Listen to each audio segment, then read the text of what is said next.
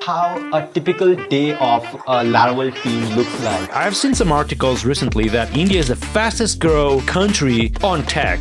Do you also feel that? How many environments do you have, like staging, UAT? I'm not using AI for anything. Do you believe in karma? Literally, my goal was like, I want to be like this, folks. I want to be on stage at Laracon. Have you ever thought that after doing all these things, there will be a person from India who's going to invite you on the podcast?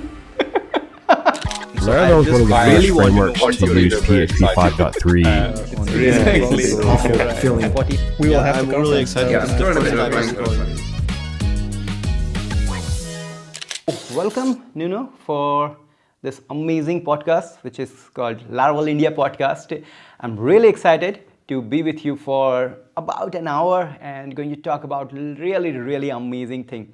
First of all, how you are excited about Laracon India. First of all, thank you so much for having me. It's a pleasure just to be with you. I'm a fan of you, by the way. Oh, Let me tell you that already. It's really nice. You are creating such an amazing content for the community, and we are very lucky to have you. Thank you very much. I'm also privileged, just to be part of Laravel, Laracon India again. So I've been there 2 years ago. And last year I couldn't go because of, personal reasons. However, this year I'm so excited to be back to that community, which means a lot to me. There is something special about the India community around Laravel, around PHP and web technologies that I truly love. So just so excited to be back, and I cannot wait. Yeah, I can understand the excitement because Laracon India was fun, and every time people come here in India, they will have different taste of the conference. It's totally new, totally fresh, and so much of high energy. Thanks to Vishal. Exactly. Thanks to Vishal, thanks to the community, the energy in Laracon India was really something truly special. And I cannot wait to relive some of those moments again on the next conference. Right. So, before moving into the tech and the Laravel stuff, so let's talk about your daily life. Like, as a PHP person who has created so many amazing packages, you're working for Laravel, you're doing a lot of online things, live streams, tweets, packages. Oh my God, lot of things. How you manage your day? What the general day of Nuno looks like? So I don't have, a special recipe for what I do. And I don't think what I do is special, by the way. It's just regular work for me. But so I start in the morning, In the morning I wake up. I have a lot of coffee during the morning, but it's just a typical job on the regular PHP company. So I work for Laravel. And at the moment, what I do at Laravel is basically work with the Laravel Cloud product. Wow. So in the past, I used to work on Vapor. Then I spent like 2 years just doing open source within Laravel. And now I'm fully focused on Laravel Cloud, which you probably have heard of. If you haven't, is something that looks like Forge and Vapor, but a little bit different, probably for the better, in my opinion. We're going to talk about that surely. So Great. at what time you wake up generally? 9:30, 10. Okay. And I when you typically sleep? work. Yeah, I go to bed around 2 a.m. Oh. Sometimes 3 a.m. Yeah, I don't sleep much. I don't know, man. I have like probably 6 hours of sleep every day. But yeah. Tell me how to sleep less. Well, I don't know, man. I just go to bed and I typically fall asleep in 30 seconds. Which is crazy. My wife is jealous of me because I typically fell asleep in 30 seconds, not even that.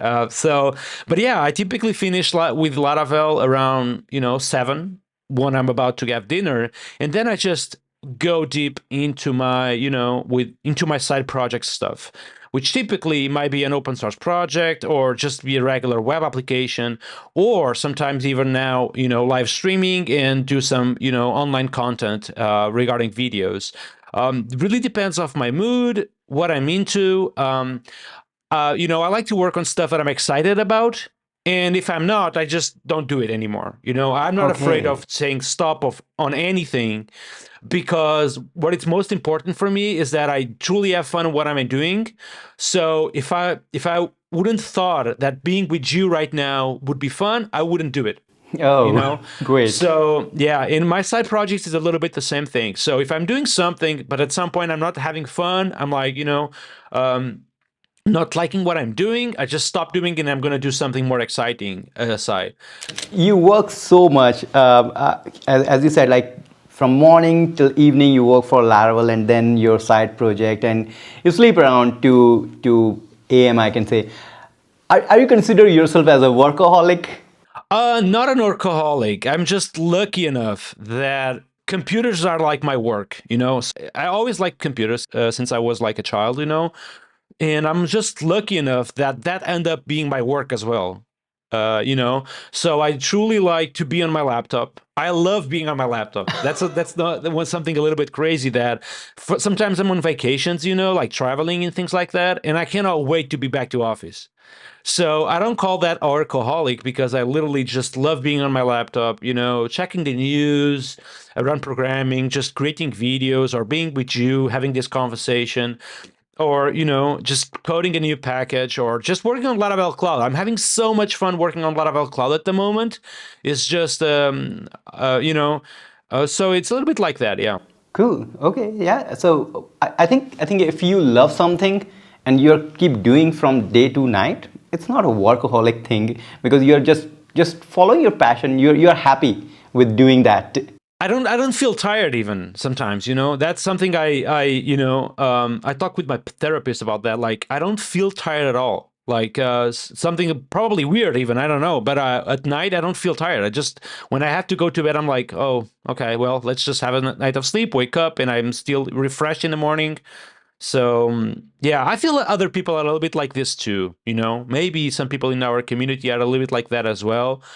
Yeah, so there is no magic recipes, just, you know, normal stuff, I feel like. Yeah. So I heard one thing like if you are excited before sleeping about the next morning day work, then that's your passion. So if you are sleeping and or if you are just saying like, oh wait, I can just do 2 minutes more, and that 2 minute gives you so much satisfaction that yes, I did extra 2 minutes, and then you're happy. Obviously your legs are paining, your hands are like saying okay, that's good, but you're ignoring everything and then you're enjoying. That means that's your passion, and if you're following your passion, obviously you will blow up like you do. So what I know about you is before getting into Laravel, you were working for Algolia, I believe, right? Correct. Tell me your life before that. When you started coding, how you get into PHP, how you started to love PHP, and then going into Laravel, Algolia. How your journey? Yeah, absolutely. So that's why I say I'm just lucky because I basically when I finished, you know, regular school, and when I was trying to find what I want to do next, I just ended up going to university doing computer science. And the reason why I went for that, it's because I was just playing a lot of video games, so I thought I would like computers at the same time, you know. And so that was lucky already because just because you like video gaming doesn't necessarily means you would like, you know, programming and Programming. computing. So I ended up doing a degree and a master in computer science. And then I moved to France with my wife just because we wanted to experience a little bit of life in France. And I ended up working in the social media company called Unveils, working with PHP. Oh wow. So that's why I just started with PHP, pure luck. And you know, I was just developing a regular web application in PHP.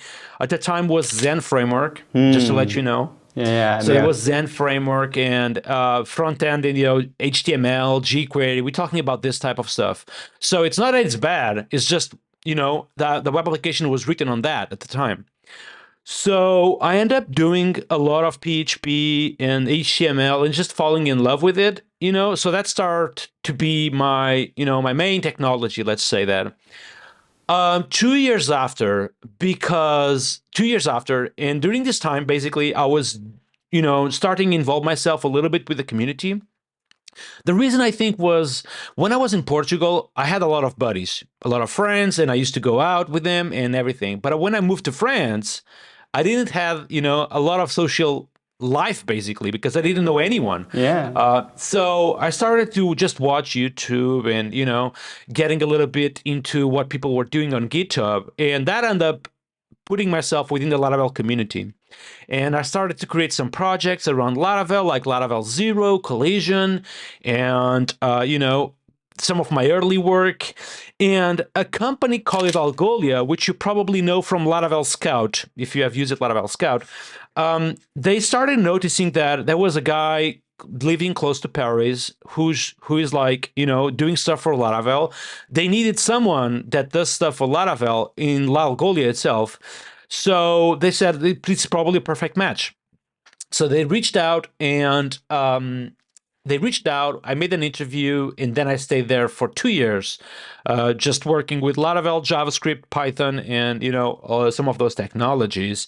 And I end up on Laravel because at some point, after being Algolia for 2 years, Taylor tweeted like, "We have a new spot opening with the company," and I thought, "Holy shit!" It's like literally my perfect moment. I'm gonna just apply for this job, and Taylor got me in. Wow. And that was like my start at Laravel. But when I started at Laravel already, I've done a couple of things for Laravel, like pull requests, packages being included within the core of Laravel, like Collision. So yeah, I think things work out really good. Lucky, work at the same time, everything combined, I feel. Great. So that just reminded me my story, how I got into the PHP world. So in India, like if you back in like 5 or like 10 years back, when you want to get into programming or basically web development, there is no choice other than PHP. Nowadays, people are doing Monostack, Python, Go, but back then, just you want to do programming, that means PHP. So that's the only option you have. Right. So get started with PHP, and I also started with PHP and landed into the job with just the things I'm doing. So just like you were doing the open source and got the Algolia opportunity, similar to that, I was doing all these YouTube things and got the opportunity for the Pfizer. So congratulations, that's awesome. Yeah, exactly. Yeah. It's really, really nice. So with this, I just want to ask you, do you believe in karma? Like what you do, if you do things right, if you do things with your heart, it will come back to you as a positive? Yeah, I feel like no matter like the path you choose early in your career, early in your life, if you do things with a positive way, if you take work always serious, if you respect people, things will always work out, so no matter, actually, sometimes people are just overthink about what technology should I start? Like what should be my first job? And I'm afraid that if I do the wrong choices, that will never work out. So I don't feel it that way. I feel like no matter what you choose, if you just take it positively, if you always respect people, if you're always kind, if you are always a good person, if you do your best, right, things will always work out in the future. Pieces will just basically, fit together, and everything will just make sense. That's what I feel. And also looking at some of my buddies, have the same work as me, their lives, early in their lives, they didn't know what they were doing. I didn't know what I was doing, So, and things just work out in the future. Just like they did for you. So yeah. I wanted to ask you something about India. I've seen some articles recently that India is the fastest grow country on tech. Do you also feel that? Yeah, agree 100%. Right. I feel like this is the time of India. For the world, the country is India. Not just in tech, in everything. It's a transition. Obviously, a nation known for something is not a 1 day or 1 year thing. It's a transition, and we are in the transition phase, which is like India is doing lots of innovations. Lots of startups are doing so crazy things, which we were hearing about like, hey, US is doing these things, hey, China is doing this thing, but nowadays like we are coming up, like Indians are coming up with so innovative solutions that we are proudly Yeah. say that, hey, this is a thing which we have built. So there is a technology called UPI. So with that, you can just scan a QR code and you can send money to any person in just minutes. That's cool. I was like in seconds, not in minutes. And the crazy part is you can just send even 1 penny. That's also possible without any charge. And it's so great that India is helping other country with this technology. And there are so Yeah. many things. So yeah, you're right that this is the Yeah. time for India.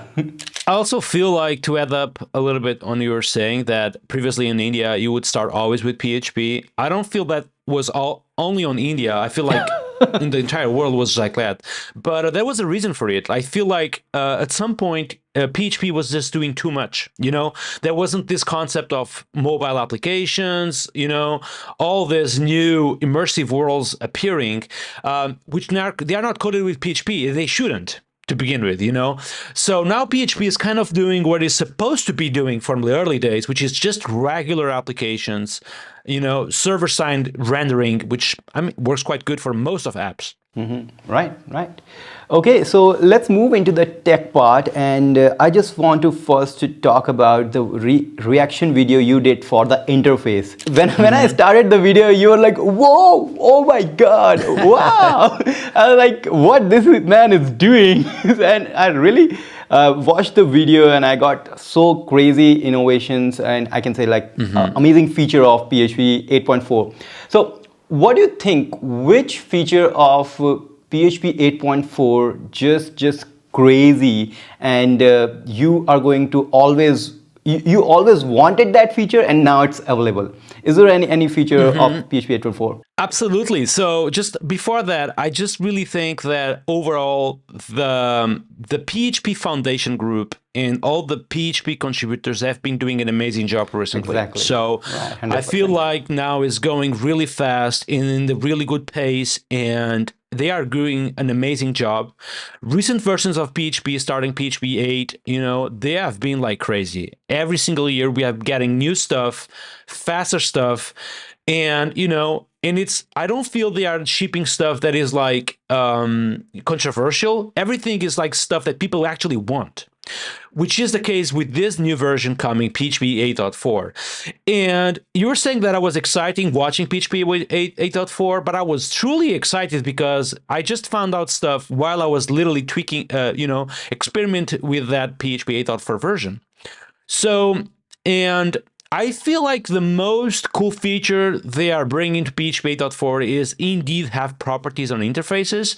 And I don't feel they did actually a good job talking about property hooks, So property hooks, they do bring indeed property hooks into properties, but they also bring this ability of defining properties on interfaces. So I think they should have started with that, because I feel that that makes people excited, or so that's probably my favorite feature, properties on interfaces, because I feel I do have a few use cases for it. So can we get deeper into this properties on interface? What actually that mean, and why you are excited about it, and what it was before, and what changed to make it so amazing? I can explain that. So basically, previously, each time you would declare an interface, you would only be able to specify the methods that given interface implements. Right. So if you were to have, for example, some log service,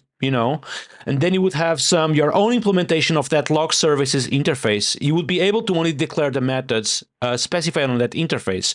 If you have, for example, a public property, you wouldn't be able to put that on the interface itself, because it's not part of a contract. So what PHP 8.4 is bringing is the possibility of also declaring properties on that given interface, which will force all the concrete implementations of that interface to have all those properties as well. So I do see the use case of this given feature on stuff like value objects. Potentially, you will have multiple value objects which implement that given interface, you know. Also for legacy code, sometimes you have legacy code which relies on public properties, and you kind of want to create an interface that obeys to that contract, and you can now have properties on top of methods, which you could already do. So I feel like property hooks do bring this feature, and they don't highlight it enough. So that's why I was so surprised, because I literally find out on stream, and I feel like people who are watching the stream, they also got excited about that. Yeah, so these kind of innovative features of any language, I believe, is pushing the technology to really, really high level. Now, what do you think the popularity of Laravel? Why Laravel is so amazing and so great? Obviously, you and Taylor did so amazing works. Community is great, but I'm talking about the Laravel as a framework, and the framework is using PHP. Is it because PHP is evolving? That's why Laravel adapt the new features and created some great, amazing things, high, amazing developer experience, or it just the team who think that, okay, we can do something in Laravel as a framework and as a language? Definitely, like, there is two main reasons why Laravel is so popular these days. Laravel wouldn't be where it is right now if PHP wouldn't have evolved, you know? So Laravel was created on top of PHP 5.3, which brings, you know, namespaces, closures, and things like that. So if the language wouldn't have evolved, Laravel wouldn't have wouldn't have started to begin with. Right. So thanks to the language being involved over the years, Laravel was possible, okay? However, I do think Laravel is different from any other app web framework that exists. Duo, the amount of features the ecosystem brings. First of all, the ecosystem is truly made for making real app applications. So we're not talking just about routing, you know, or about one little thing. We're talking about a fully fleshed out ecosystem that will basically serve you and be there for you when you want to develop a real web application. So you have everything in your fingertips: auth, you know, queuing, caching, payments, you literally like everything. So you can literally be one single guy developing a real product from zero to the end with Laravel. Laravel is like this batteries included framework where you don't actually need anything else to develop a real web application. So that's why Laravel, I think it's so popular, because you have literally everything in your fingertips to do a full web application in a couple hours. And I don't know if you noticed, but I have created this social media called Pinkery. So Pinkery.com, which is a social media just like Twitter or, you know, anything else, that was like created in less than 48 hours. Whoa. And we are seeing, everything there, like file uploads, sessions, caching, UI, responsive UI. We are seeing live wire, like doing all that crazy stuff on the front end. So, you know, it's just it's a combination of factors, literally, like that make Laravel so powerful. The entire ecosystem, PHP being so no-brainer, so you can literally host PHP anywhere. It really just works. So it's a combination of factors, I feel. Right. So what do you think, like, what if Laravel is started not as a PHP framework or maybe as any X language framework? Do you think that it gained the same level of popularity and same level of the amazing features we were talking about? Can we have that features if Laravel was not started as PHP framework but as any other framework? I feel we could probably have indeed. However, there's like two things at the moment. Like when Laravel first came, it wasn't that easy to host a JavaScript app or a Python app like on a regular server. PHP was literally built in on those operating systems, and I still think it is, to be honest. So hosting a PHP app was like literally no-brainer, super easy. So at the time, probably I think Laravel came in the right moment to the right language, because PHP also didn't have a framework that was as magical and as powerful as Laravel, you know? These days, though, I feel like there is a few languages that are equivalent to PHP, you know, provide the same flexibility of hosting and also the same flexibility of writing. Python, Ruby, JavaScript, probably they fit this group of being easy languages that are as easy as PHP. Right. So, and as performant as well. These four languages are probably, you know, very good languages, and they kind of have their own Laravel in their own ecosystem. Not as powerful as Laravel, I believe, because Laravel do really have a large ecosystem, but they also provide in their own way their own Laravel, like Ruby on Rails, Django, Exactly. you know. But I don't think personally, of course, I don't think those frameworks are at the moment as powerful as Laravel in terms of functionalities, because Laravel is like has a full range of functionalities that these frameworks do not provide at the moment. I totally agree with you. And, I don't have any degree or any certification in programming. So I came from an electrical engineering background. And when I started learning about the programming and I landed into Laravel framework, I was fascinated with the features and the things it cover around the web technologies. It's not just about the backend framework. It's not just about PHP. It's going to teach you, going to force you to learn about the how queue work, how you handle the sessions, how caching work, even how you can integrate the JavaScript framework like Vue, React, or everything else into the framework, how you deploy things. So for me, that was the aha moment, like, hey, this framework is going to teach me everything what I want to know for becoming a good, I can say, a web developer. And that was a crazy thing. And that's why I started, like, Laravel is the thing which I really want to learn from start to finish. Yeah, I also feel like we are so lucky to have someone like Taylor, literally being the visionary of this entire thing. I've been working with Taylor for the last 4 years and a half. He's incredibly smart dude. You know what I mean? Exactly, 100%. He is very smart in a lot of things, you know. And on top of that, something that I really like on Taylor is that when he doesn't know about something, he doesn't try to be smart on it. You know what I mean? Correct. So he always, you know, if he doesn't know about something, he was, you know, grabbing some counseling, try to understand, you know, how that thing actually works before making a decision. He's a very smart dude, and we are so lucky to have him on this ecosystem for this amount of years already, which we're talking about more than a decade, possibly. Exactly. So he is incredibly smart dude, makes very good business decisions, and makes very good framework decisions overall. You know, he knows exactly what should be on the framework, when we should take, you know, a larger approach. For example, he acknowledged that these new frameworks on the front end coming into the ecosystem like React, Vue.js, they are truly powerful. The power you can get with something like React, it is pretty cool, you know?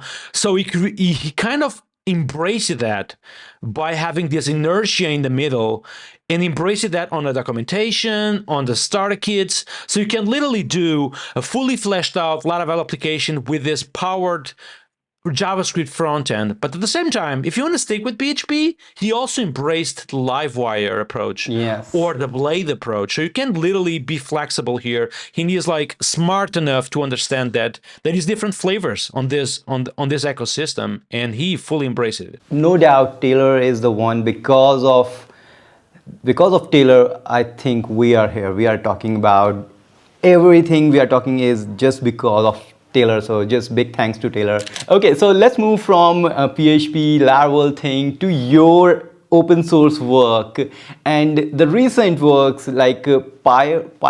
What you call it? Pyre. Pyre.link. Pyre. So Pyre is a thing which I understand is like a security secure way of sharing messages between two persons? Simple? Yeah, so I wouldn't call it. Yeah, basically the way it works is that you have a text box, and sometimes you want to share stuff in that you don't want it like to be long lived. You don't want it to see that, for example, in your own Telegram or in your own Slack. You just want to send a message and just kind of fire and forget. Yep. So Pirate is just perfect for that. You just copy the message, put there, send it, send the link back to the person you want to receive the message. He reads it once, and that's it. It's over. So Pirate.link was kind of, had this need, so I kind of built the app, I feel. And then you have like Pinkery, and then obviously there are so many packages you build. How you get the idea, one, is a really important thing. And then idea comes, everyone has so great $1 million ideas. But the real thing is how you convert the idea into reality, how you validate that, okay, this is the thing I really want to continue. As you said, like, if you don't feel, you just drop the idea or drop the things you are working. But how you convert the idea into reality in your daily life, because I'm sure that you have tons of new ideas in your backpack and you just going to come up with so crazy thing in the future. But how you convert the idea into reality? Great question. So I feel like I do two things that are like good on this regard. The first one is that I don't, just because something already exists, that doesn't stop me. I feel like sometimes, most of the times, people think, oh, like sharing a text over a link, that's already exists, so I'm not going to do it. Oh, social media, oh, that already exists already, so I'm going to not do it. Or something like Past, or something like some of these open source projects I have created. All of them already existed in some way. Everything already exists. So each time you have an idea, just because it already exists doesn't mean that if you were to build it, it won't be like unique in your own way. So each time I'm excited about something, I try not to think too much about if it already exists. So I try to build it like, what if I was the person using this thing? How exactly do I would like this to be? So that's one thing. The second thing I feel like I do very well is really scope the feature set of what I'm building to the bare minimum. So I try to set up goals for myself. Like, if I'm building a product, this needs to be out today. Oh. Wow. You know what I mean? Like, it needs to be out like in 2 days. It cannot be more than that. Because if it's more than that, typically I just get demotivated during the process, or I just get tired, life happens, and I need to do other stuff. You know what I mean? So I feel like if I'm starting Saturday, for example, which was the case, for example, for Pyre.link, I need to literally get it out like on the next day. Oh. So yeah, so for this to happen, typically what I do is that I limit the feature set to the bare minimum, like to the minimum acceptable. Like when you look at something like Pyre.link, there is multiple things you can think of. Like, I want to set the expiration day, I want to be able to set my own password. I want to be able to maybe specify how many times this link can be viewed. Or even like, I don't want this link to expire at all. So you can think about multiple features that can be in this particular product or in this particular open source project, but you need to focus really, okay, what is the bare minimum I can do to get this shippable? Wow. And, so you do this, and when you start doing this exercise in your own ad, I feel like you can literally scope the feature set to something really small, which can be built effectively in 48 hours. Also, something that I do that I had two reasons, probably three. So something that I always do as well is do not be afraid of giving ownership to other people. So it's like very rare that I truly do something totally alone, Yeah. So something, for example, I cannot do, I'm just not good enough, is come up with the Figma design for something. You know what I mean? Like literally user experience or Figma design. I'm simply not creative enough, And there is people who are my buddies, like, Kaneko or David Hill or more recently Nuno Maduro, which are incredible designers and UX experts. So I just come to them and say, hey, dude, I'm building this thing, will be totally free. Would you be willing to give me a design in exchange of credits and, your name on the footer? And surprisingly enough, most people say yes. Yes. Like, yeah, I want to do it. Like, it's a funny Right. side project, no brainer. So I'm going to just give you a design on Figma tomorrow or whatever. So it needs to be fast as well. You don't want to like give a design, ask for the design that comes in like a month. It needs to be something like real quick. Like, I give you this idea, you give me the design back like in 2 hours. It needs to be like this. Great. So once they craft the design, I just implement the design in the thing, because this I can do. I can literally put the thing on Tailwind and, on JavaScript as well. And yeah, also like in open source, doesn't necessarily needs to be about design only. You can potentially do the bare minimum of the package and then bring someone in to literally continue to implement the rest of the things. And again, surprisingly enough, people really want to contribute to open source. Exactly. So you bring them in, and you do something as 2 or 3 person thing, and yeah, it works. It works for me like this, and I Great. feel it's a good combination of factors as well. No, it's a really nice way to start and finish, I can say. So I'm right now reading a book called "Finish What You Start." It's a really nice book. This is what it says, like finish what you start. So Yeah. the concept you shared is exactly similar. Like start and do the bare minimum thing which you feel like a first step done. If it's a 10 step, 20 step, just finish the first step and then see what you need to go to the second step and repeat the process. And I totally agree with you with the concept of if something is already there, it doesn't mean I am not going to build that thing. So I don't know if you know that I've created a product kind of thing which is an alternative to Laravel Forge, which is just going to take your repository and put it on any of these AWS or any cloud or DigitalOcean thing like that. So when I was building this, by the way, the product called Miso Hub. And when I started this and when I shared to my friends like, hey, I'm going to build a alternative to Laravel Forge. What do you think about this? People were like, why you are building this? Nobody is going to use your product because Laravel community or Laravel people around the world is going to use Laravel Forge. I said, I don't know. I don't know if the people is going to use it or not, but this is what I want to build. And I don't know if people are using or not, but the experience I'm going to get building a product is going to be huge.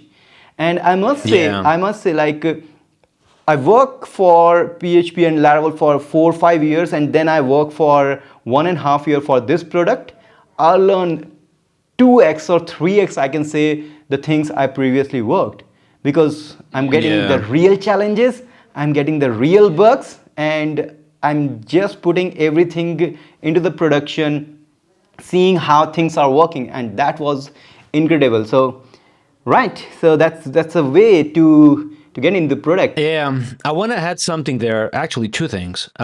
So the first one is every time I have built something, even if it didn't end up actually getting traction or ended up having myself using it, I did learn something on the process. Exactly. Especially when you do something that goes from 0 to announcement, which is what I like to call, you just learn so many skills in the process, even if it's something that will not end up being used. You just learn there is so many skills in, like, from 0 to announcement, there is so many skills that you need to understand and master in the process.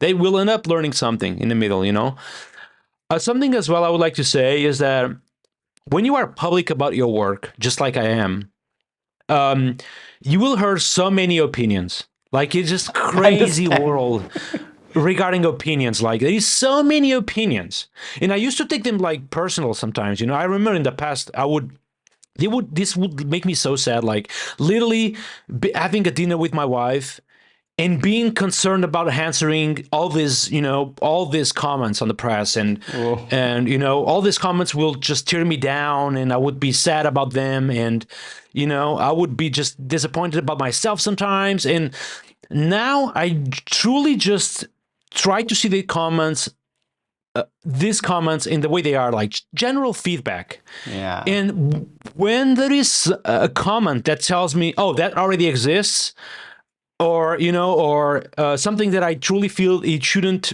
take space on my brain, I just ignore them completely. But these comments are like just sometimes they are so downer, you know what I mean? And you really want to ignore them most of the times. You need to follow your gut, you know what I mean?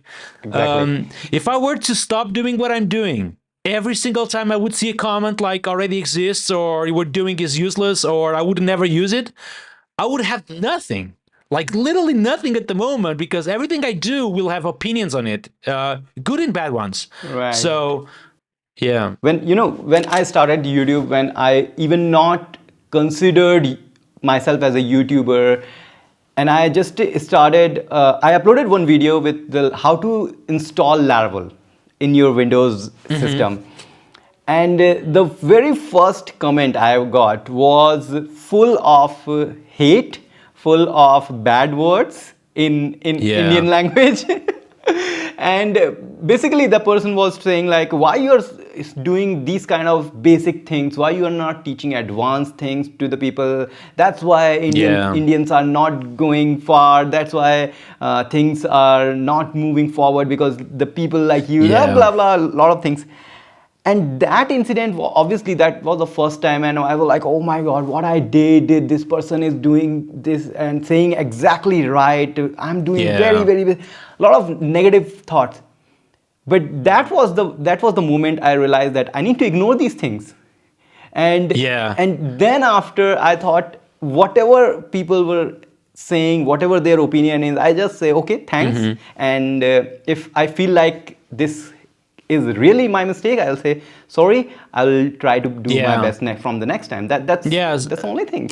Yeah, you kind of want to be balanced there as well because sometimes, like, when a comment is full of hate, like with bad words and things like that, just ignore it, like immediately. Just put it aside immediately. Yeah. However, sometimes like there is a criticisms that are like genuine criticism, Yeah. and you want to grow with that. You want to fully embrace that. You want to better handle that you did something wrong.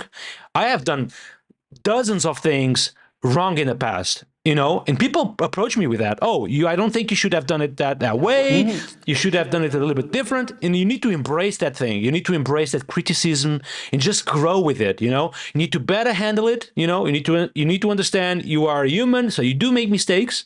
Second, you need to make sure that the criticism is giving, you will not make that mistake in the future. And there is that also like good there is also good feedback and genuine good feedback which you need to celebrate almost. Each time I'm doing something and it is a success, I try to celebrate. I try to do some video gaming with my buddies, have a beer, just truly celebrate life when something goes good happens as well. Next, let's move to Laravel as a team and the team member. Okay. So you have started with PHP. You moved to different country. Then you started working as employee in Algolia. Then you got into the Laravel team. Then you created so great stuff. And now, have you ever thought that after doing all these things, there will be a person from India who's going to invite you on the podcast? No, to be fair, I haven't thought about that. Like, it's just, I mean, I'm just privileged, and lucky that there is people like you who see some value in my work, and that's why I always try to come to these kind of things because at the same time, I get the privilege and the chance of talking about my stuff. But at the same time, I'm also, helping someone on the chat or someone viewing this interview. Just like when I was young, like this is something I always talk about. Like I used to be, and I still am, to be honest, a fan of Taylor and of Jeffrey Way, of Matt Stauffer, and all those folks. And I used to want to be like them, literally, my goal was like, I want to be like these folks. I want to be on stage at Laracon. I want to create stuff like these folks do. I want to do videos like Jeffrey Way does. I want to be like these guys. And they were like my, my North Star. I want to be like them and try to be a little bit like them. So, hopefully I can motivate someone to also want to be like them or to have a little bit stuff like I do. I don't know. You are a motivation for many people. I talk to people, Thank and you. when I shared that I'm going to interview Nuno on my Laravel India podcast, people were saying, "Hey, Sartha, I'm jealous. I really want to talk to Nuno just for a minute. I have a lot of questions." I said, "Okay, but this is my time." Thank you for saying that, man. I really appreciate it. Anyways, yeah, let's get back to the Laravel team. How a typical day of a Laravel team looks like? How you start, how you delegate works, how much is the how much Taylor comes into the picture of daily work at Laravel. Tell me just about that, because that's the thing I think everyone want to know if I Wants to say know, that I'm yeah. having Nuno. Yeah, so Laravel now is a little bit more organized than it used to be. Previously we were not a lot of team members. So in the past, I used to do a little bit of everything. I used to do open source.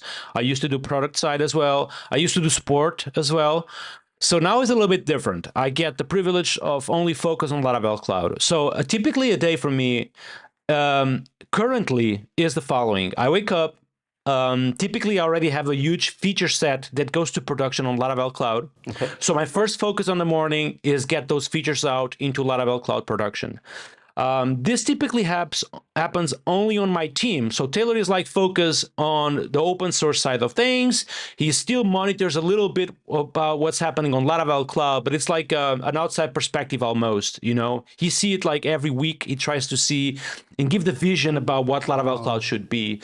But my mornings are about checking Slack, talking with my teammates, and ensuring that we can do a production release every single morning on Laravel Cloud. So we are literally shipping every single day. Wow.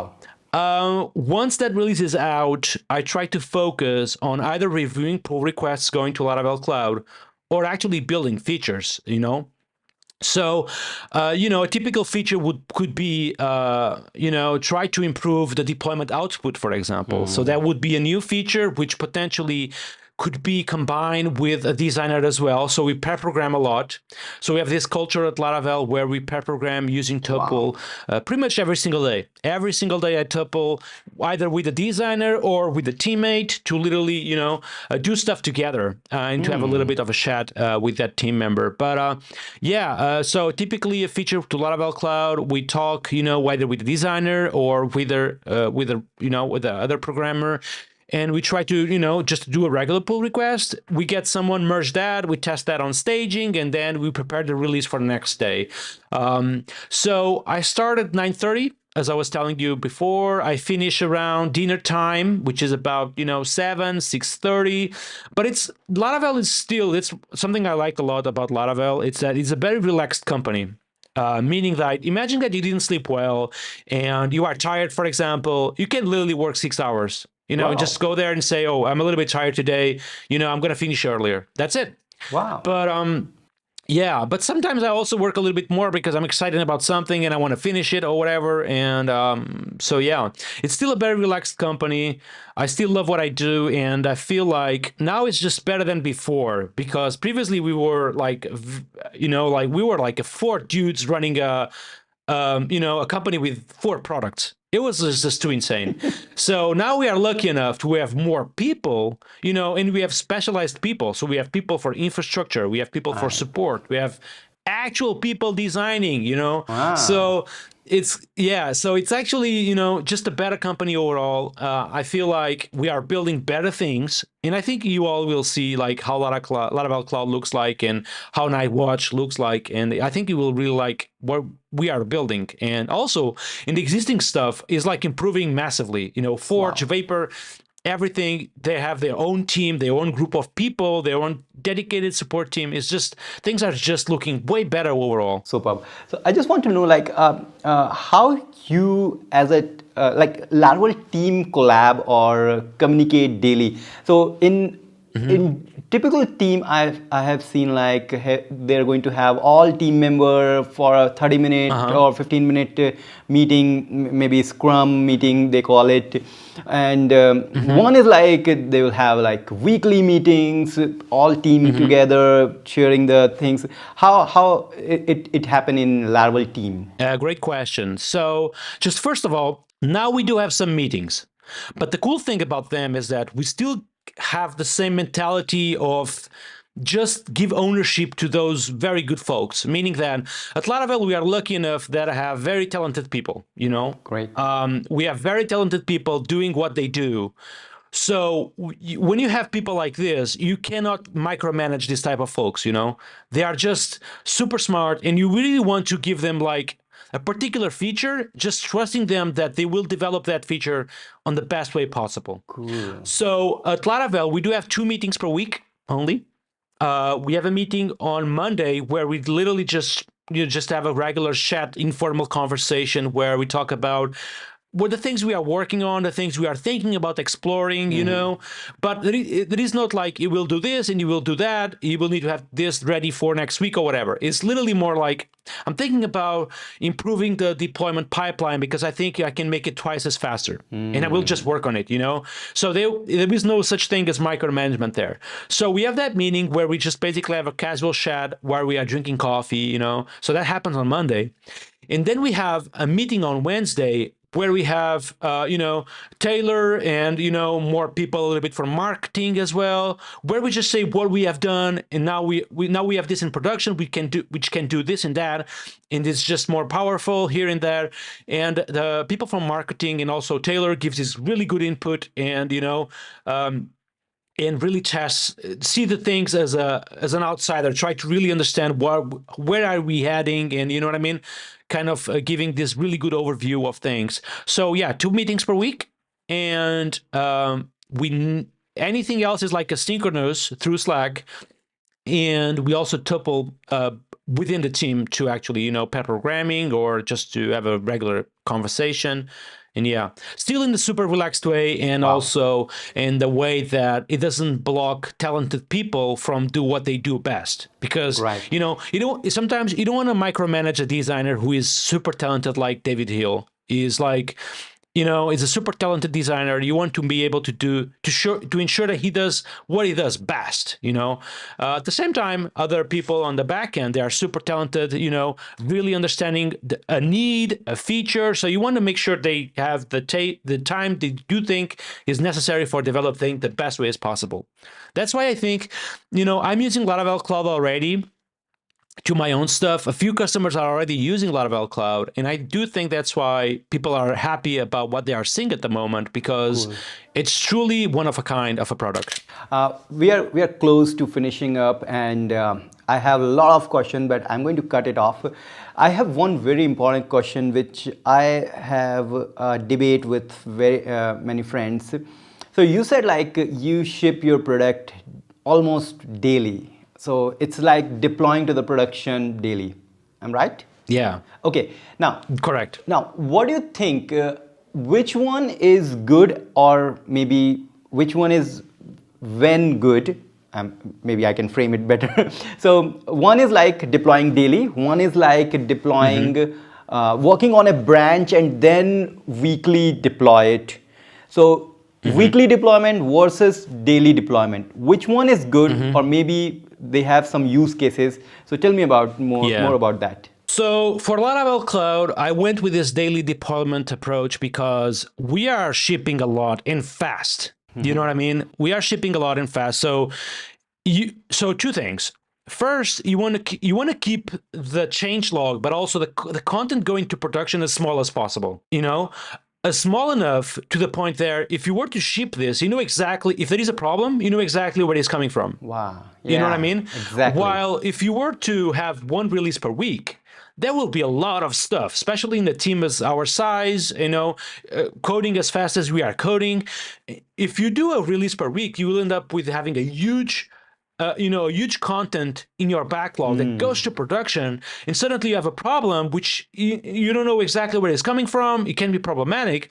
However, if you do a deployment to production with the content on staging every single morning, if there is a problem, you know exactly where it's coming from. You know what I mean? Exactly. So far, we had zero problems in production. So let you Amazing. know. Yeah. Also, you want, especially in these early stages, as we having in Laravel Cloud. So we already have customers, but those customers are in this early access agreement.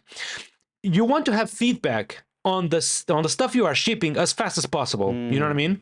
So let's say, like a real world example. Yesterday, we shipped caching, and we shipped metrics. You know.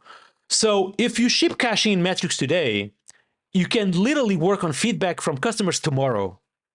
Great. You know what I mean? Right. And you can continue to ship feedback as customers are giving you, and you keep iterating on the customer's feedback, which is way better than iterating in your own feedback.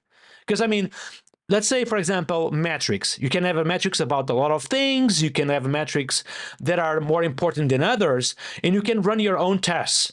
But nothing is better than having like a very trustworthy customers testing your own like that particular feature with their own production applications already, and they will give you like very good feedback which you can iterate on it. Otherwise you will have to wait a week. On top of having to wait a week, you would have to wait for a week, and the feedback will come like all together about all these different features, you know. So I just feel it's a better way, and it's working out good so far. So excited about that. Great, great.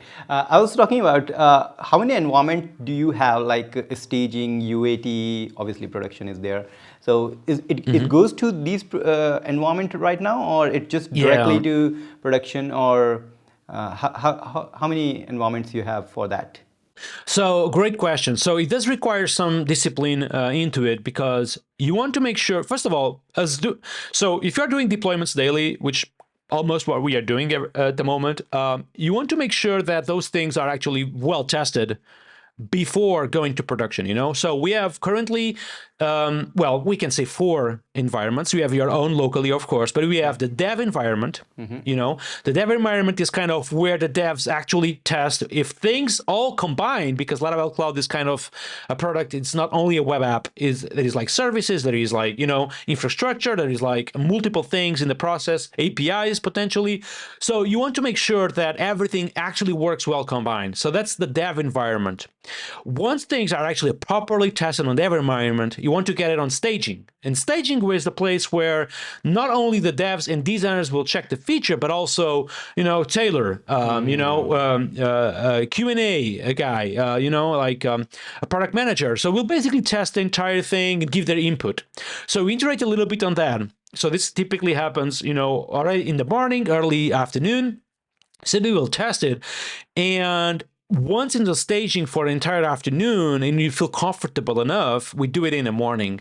Great. So it still goes through these stages of testing, you know, but this is why it works so well, because, I mean, imagine if you have a week of things not shipped to production, you will have like all this content on staging, and then if there is a problem with one single thing, it will block the entire thing, you know. Exactly. This is also a thing, like if you do it weekly, for example, or monthly sometimes, if there is a problem with one feature on the entire backlog, everything is blocked. Yeah, exactly. Yeah, that happens. You know, and if you do it every single day, let's say we ship metrics and caching today, tomorrow we ship databases, and after tomorrow we ship deployment output improvements. If there is a problem, no problem. We just wait an hour or two, or we delay it to the next day. There is no such thing as like waiting, you know, a lot of time just because one thing is blocking. So you use feature flag, obviously, to turn feature on and off for customers. I don't think we have ever so far we haven't used feature flag, you know, yet. However, we do have a massive test suite in the moment that runs on dev, runs on staging, and runs in production before the deployment.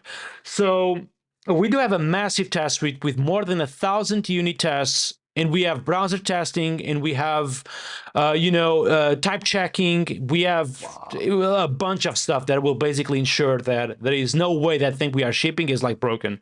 So that's why so far we didn't made a rollback so far. Just to let you know.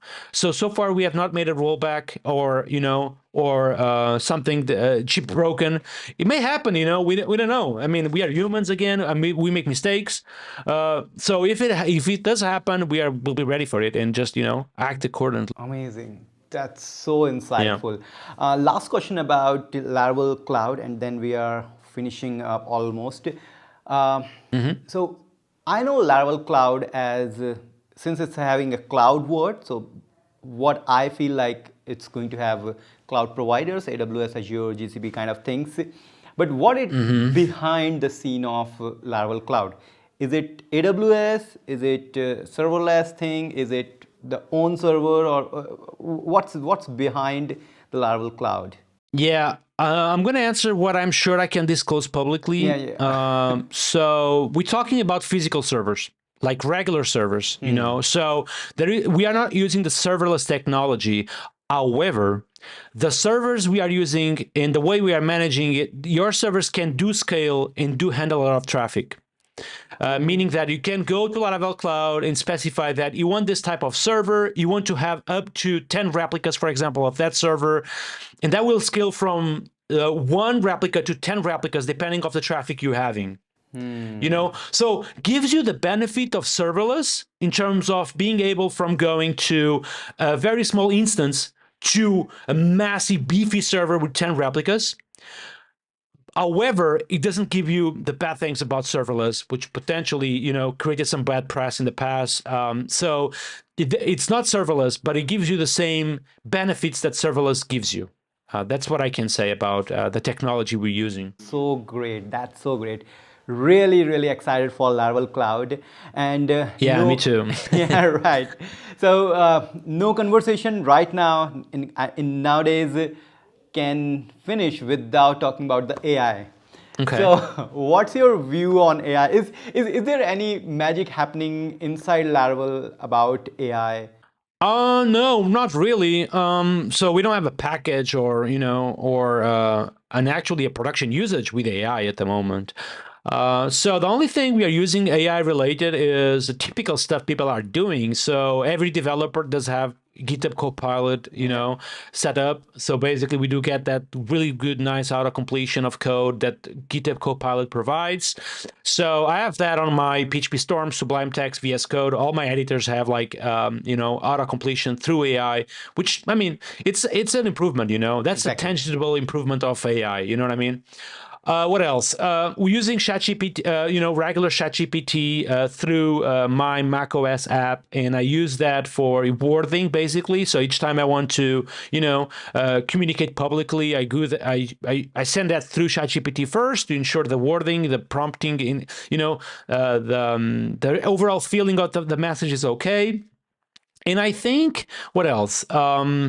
I also use it something that I don't think people talk a lot. Like every time I don't understand something, I just screenshot it and send it to ChatGPT to really, you know, decipher that given message for me. So I do that as well. But yeah, besides the regular stuff, like, you know, auto completion in just regular ChatGPT app, I'm not using AI for anything else, really. I feel like everything else is still super on the edge, you Yeah, know? exactly. It's not actually usable, you know, like creating full applications with AI. I haven't seen one application that actually was created full with AI, you know? Or, you know, like doing entire videos with AI, not using it. So, and I do appreciate, though, that some products like Canvas, you know, Canvas, like the image product thing. So I know they're using AI, and it's really cool. For example, for thumbnails for YouTube, so you can literally just upload your image, say something like, "Oh, I want you to remove this particular item from the picture, like removing this microphone from this particular image I'm providing now." So you can just click on the microphone, it will delete it with AI, complete the background based on what you have dressed. So, and I mean, these tools are for sure using AI for this kind of things, and I do appreciate to see that. Have you tried Cursor the editor? Yeah, I have, and I didn't thought it was good enough. Okay. What's not good about that compared to GitHub Copilot? Yeah, so GitHub Copilot, I feel it gives me good small auto completions. You know what I Yeah. mean? And most of the times, because they are small, they do provide me actual code that I barely need to change sometimes, you know? However, Cursor, the editor, I felt it was just too much intrusive to the value it gives. You know what I mean? Like I felt there was like auto completing too much, Yeah. changing too much stuff, and I was losing time while I was using it. So I felt currently GitHub Copilot with PHP Storm. It just gives me, a better workflow overall. It gives me an accurate workflow as well, so it doesn't, deviate too much or gives me code that is incorrect. And it still provides me stuff that I like to do, like literally with PHP Storm. You can select a piece of code and ask the AI to the input, like saying, do you think this code is correct or doing the right things? Can you give me a better version of it, or can you give me a refactored code of it? So that's why that's how I'm using AI these days, literally for this little thing, which is coding. And it is massively improving my workflow. I must be honest, you need to try, if you're using AI for coding, you need to try turn off the internet to see how you code today, because it's difficult, man. I can tell you that you literally forget how to do basic stuff like a for each loop, or because AI just auto completes so much, so you forget the basic stuff. Yes, you're right. It happened to me whenever something is not working on AI. Oh, I need to write parentheses. No way, I don't want. Yeah. But that's a good thing or bad. It's a debatable thing. But with this, we are finishing up with this podcast, and it was really, really nice talking to you, Nuno. I have so much things in my notes. I have just skipped, and maybe for next time I'll come up with these questions which are left behind. But whatever we talked was so insightful, so great, and I am really happy we have made it till this. And thank you very much for your time, and thank you very much for the things you shared. Thank you so much for having me, man. This chat, it was so fun, and I've also learned some insights from you. And yeah, that was awesome, man. Thank you so much for having me. Great.